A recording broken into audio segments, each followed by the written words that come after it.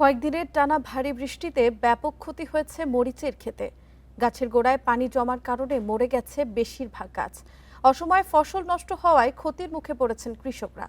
এতে উৎপাদন ঘাটতি আর সরবরাহ সংকটে বাজারে 2 থেকে 3 গুণ বেড়েছে মরিচের দাম।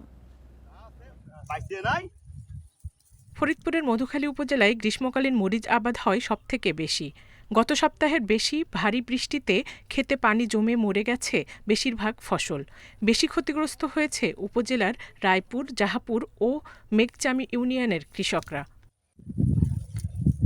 জমে থাকা পানি সরে যাওয়ার পরে স্পষ্ট হতে শুরু করেছে লোকসানের চিহ্ন। এ অবস্থায় খরচের টাকাও তুলতে না পারায় বিপাকে পড়েছেন এই অঞ্চলের মরিচ চাষিরা।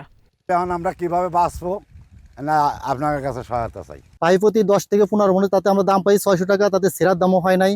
অনেক ক্ষতিগ্রস্ত ছিলাম। সরকার একটু সহযোগিতা করে তাহলে আমরা একটু ভালো থাকতে পারি। কৃষকের ক্ষতি পুষিয়ে দিতে সরকারি কিছু প্রণোদনা দেওয়ার কথা জানিয়েছেন কৃষি কর্মকর্তা।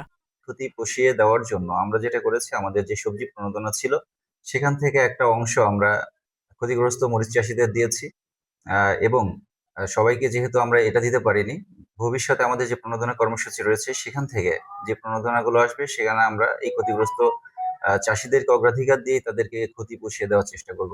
কৃষি বিভাগের হিসাবে জেলায় গ্রীষ্মকালীন মরিচের আবাদ হয়েছে ৩,১১২ হেক্টর জমিতে।